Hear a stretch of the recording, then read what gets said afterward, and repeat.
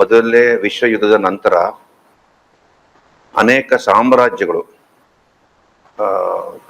ಮುಳುಗೋದ್ವು.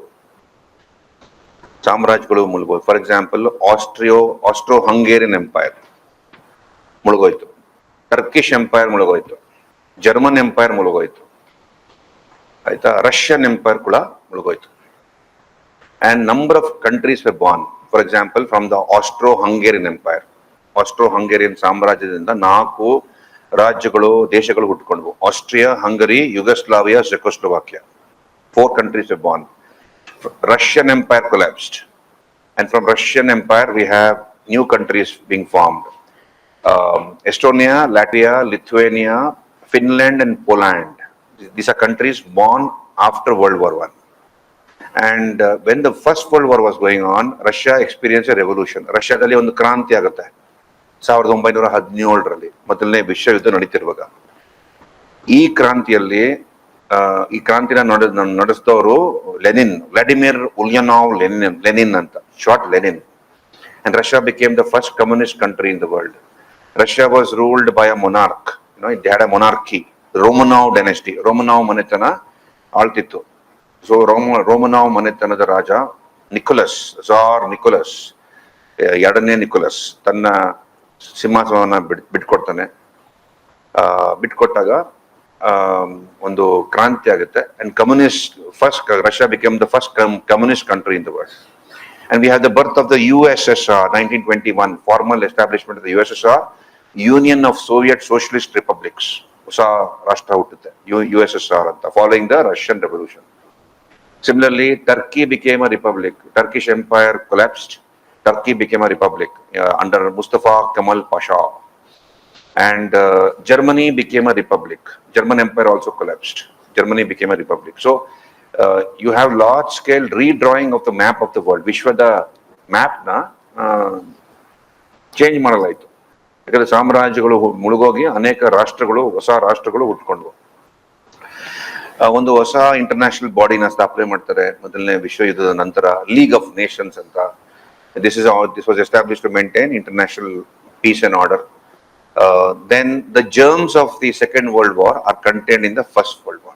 ಎರಡನೇ ವಿಶ್ವ ಯುದ್ಧಕ್ಕೆ ಕಾರಣ ಮೊದಲನೇ ವಿಶ್ವ ಯುದ್ಧ.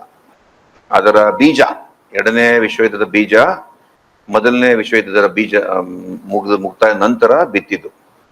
ಓಕೆ, ಈ ಯುದ್ಧದಲ್ಲಿ ಟ್ರಿಪಲ್ ಅಲಯನ್ಸ್ ದೇಶಗಳು ಸೋಲ್ತವೆ. ಅಂದ್ರೆ ಜರ್ಮನಿ, ಆಸ್ಟ್ರಿಯಾ, ಹಂಗರಿ, ಬಲ್ಗೇರಿಯಾ ಮತ್ತು ಟರ್ಕಿ. ಓಕೆ, ಇಟಲಿ ಜಂಪ್ ಹೊಡೆದ್ಬಿಟ್ಟಿತ್ತು. ನಮ್ಮ ಪೊಲಿಟಿಷಿಯನ್ಸ್ ಜಂಪ್ ಹೊಡಿತಾರಲ್ಲ ಒಂದ್ ಪಾರ್ಟಿಯಿಂದ ಇನ್ನೊಂದು ಪಾರ್ಟಿಗೆ, ಆ ತರ ಮೊದಲನೇ ವಿಶ್ವ ಯುದ್ಧದ ಟೈಮಲ್ಲಿ ಟ್ರಿಪಲ್ ಅಲಯನ್ಸ್ ಇಂದ triple ಆಂತಾಂತ್ಗೆ jump ಹೊಡೆದ್ಬಿಟ್ಟಿತ್ತು Italy.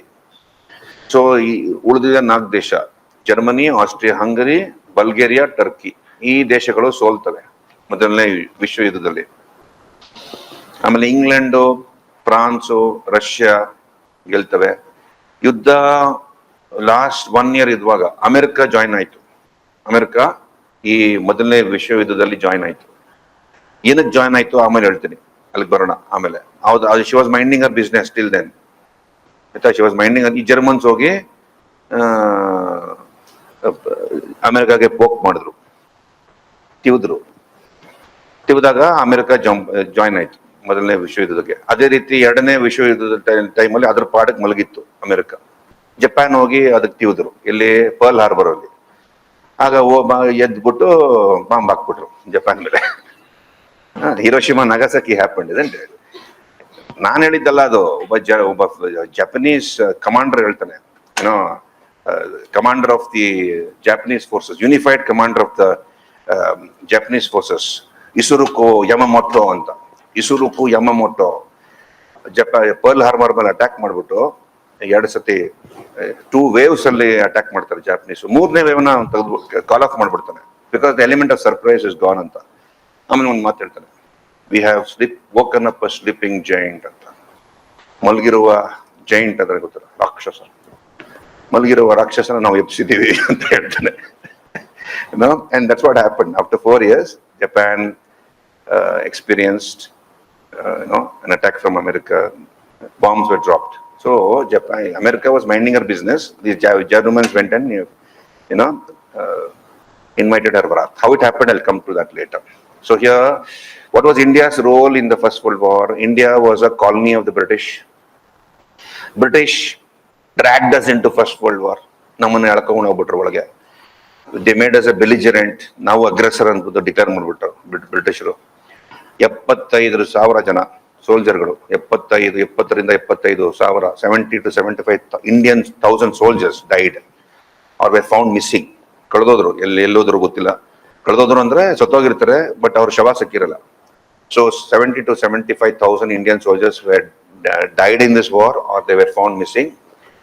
70,000 soldiers died. 70,000 soldiers died. About 75,000 were wounded and found missing. And the only memorial till recently was the India War Memorial in Delhi. You have the India Gate in Delhi. Okay, Rajpath. Now it is called what? Kartavya Path.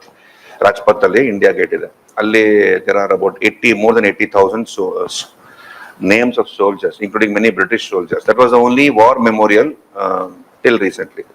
But some time back, one NGO established war memorials all over Europe. Few years back. So this is what happened during the First World War. Okay, there's an introduction to this topic. About 5 crore people died. No, sorry, yeah, about 5 crore people died. This included both civilian and military casualties. 5 ಕೋಟಿ ಜನ ಸಾಯ್ತಾರೆ. No, more than 40 million people died. ಎರಡನೇ ವಿಶ್ವಯುದ್ಧದಲ್ಲಿ 5 ರಿಂದ 8 ಕೋಟಿ ಜನ ಸತ್ತರು. ಮೊದಲನೇ ವಿಶ್ವಯುದ್ಧದಲ್ಲಿ 40 million people died. More than 40 million people. This included 1 million is 10 lakhs. ಅಂದ್ರೆ ಆಲ್ಮೋಸ್ಟ್ 4 ಕೋಟಿ ಜನ ಸಾಯ್ತಾರೆ. ಇದರಲ್ಲಿ both civilian and military casualties ಇತ್ತು. It was involved. And the major deaths were of Russians and Germans. ಜಾಸ್ತಿ ಜನ ಸತ್ತಿದ್ದು ಮೊದಲನೇ ವಿಶ್ವದ ಯುದ್ಧದಲ್ಲಿ ಜರ್ಮನ್ಸ್ ಮತ್ತು Russians. Okay, so this is the introduction to this topic.